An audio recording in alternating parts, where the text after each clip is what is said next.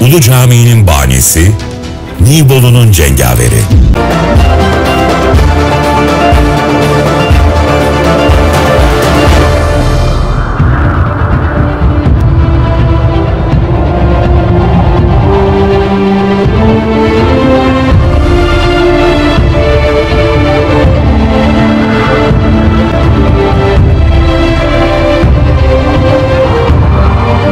Osmanlı Devleti'nin 4. padişahı olan Yıldırım Bayezid, 1354 yılında doğdu. 1. Murad'ın büyük oğlu olup, annesi Gülçiçek Hatun'dur. 1381 yılında Germiyan oğlu Süleyman Çelebi'nin kızı Sultan Hatun'la evlendi ve hanımının çeyizi olarak Osmanlılara bırakılan topraklara Sancak Bey'i tayin edildi. Yerleştiği Kütahya'da Osmanlıların doğu sınırlarının muhafaza ve gözetimiyle görevlendirildi.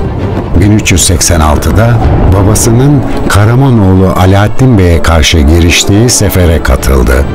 Frank Yazısı Savaşı'nda gösterdiği cesaret ve atılganlık dolayısıyla Yıldırım lakabını aldı. Yıldırım Bayezid'in Musa, Süleyman, Mustafa, İsa, Mehmet, Ertuğrul, Kasım isimlerinde oğullarıyla Fatma Sultan isimli bir kızı vardır. Yıldırım Bayezid henüz şehzadeyken 15 Haziran 1389'da Türklerin Rumeli'deki geleceğini tayin eden Kosova Savaşı'nın kazanılmasında önemli rol oynadı. Bu savaş sırasında babası 1. Murat çok ağır bir şekilde yaralanınca büyük oğul olması ve üstün yeteneği dolayısıyla kendi yerine onun getirilmesini vasiyet etti. 1. Murad'ın ölümüyle de bu vasiyet gereği tahta çıkarıldı. Yeni padişah savaştan sonra Bursa'ya dönmek üzere derhal harekete geçti. Çünkü bu sırada Anadolu'da Osmanlılara tabi olan beylikler isyana kalkışmışlardı.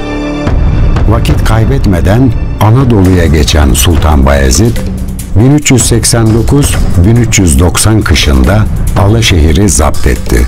Batı Anadolu'daki Türkmen beyliklerini Aydın, Saruhan, Menteşe, Hamit ve Germiyan'ı Osmanlı idaresi altına aldı.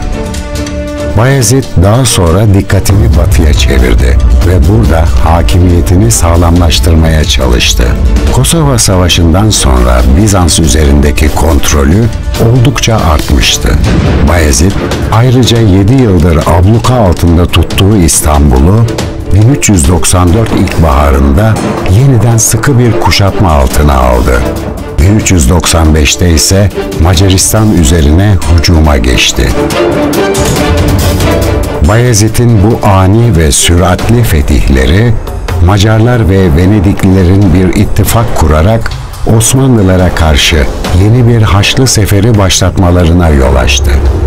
1396'da Bayezid, İstanbul'u almak için büyük bir gayret sarf ederken, Macar Kralı idaresindeki Haçlı kuvvetleri Nibolu'yu kuşattılar. Bu durum karşısında doğruca Nibolu'ya hareket eden Yıldırım Bayezid, tarihe Nibolu Zaferi olarak geçecek olan büyük zaferi 25 Eylül 1396 tarihinde kazandı. Ardından son bağımsız Bulgar prensi Stratsimir'den Vidin'i aldı.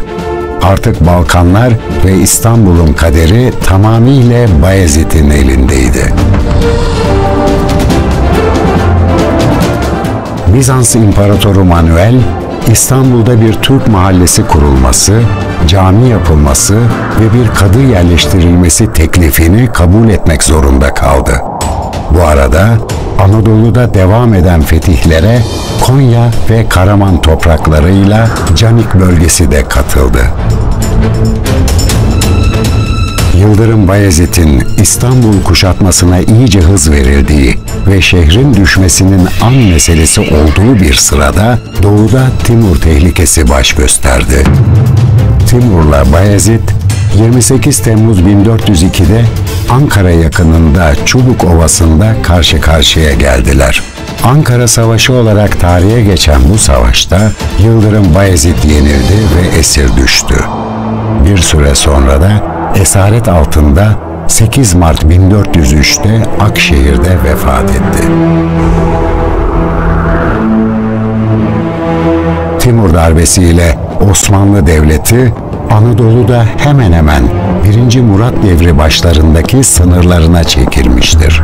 Ancak bütünlüğünü koruyan Rumeli toprakları sayesinde bu zor dönem tekrar aşılmış ve yeniden toparlanma mümkün olabilmiştir. Osmanlı tarihinde Fetret Devri adıyla anılan bu döneme ait meseleler ancak 2. Mehmet devrinde kesin bir çözüme kavuşturulabildi.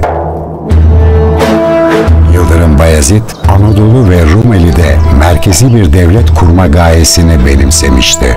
Bu gayesinde kısmen başarılı olmuş ve ilk merkezi idareyi kurmuştur. Bu kapsamda yeni hukuk uygulamaları getirmiş, kanunnameler çıkartmıştır.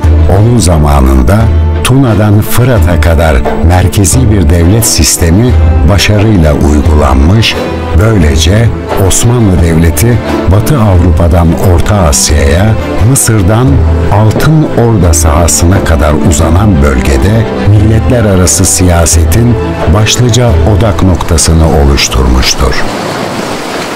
Hayatı baştan başa savaş ve mücadelelerle geçen Yıldırım Bayezid'in öldüğü zaman birçok hayratı da bulunmaktaydı.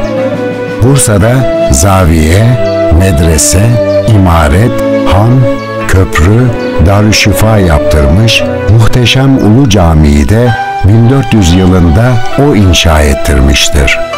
İstanbul'u baskı altında tutmak için Güzelhisar diye de anılan Anadolu Hisarı'nı yaptırdığı gibi Anadolu'nun diğer bazı şehirlerinde ve Rumeli'de hayır eserleri meydana getirmiştir. Allah Yıldırım Bayezid'e ve nesline rahmet eylesin.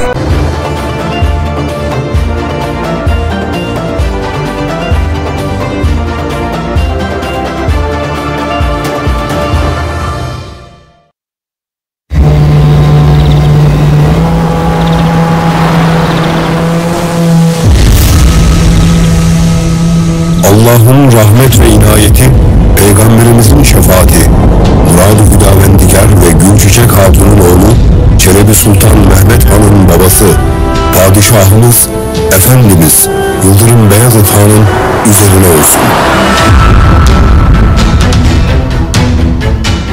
O ki, cesaret ve kahramanlığından mütevellit Yıldırım'dır. Adaletin ve hakkaniyetin temsilidir. Hem İstanbul'un kapısında Bizans'a cenk edip hem Anadolu'nun dirliğini gözetendir.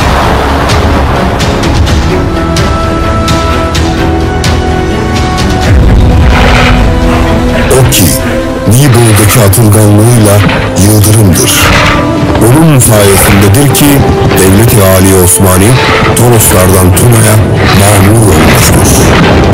Mübarek şehir Bursa'yı mamur edenden hak razı olsun. Mübarek Ulu Cami'nin banisi sultanımıza selam olsun. Her bir kubbesi kadar sevabı olsun.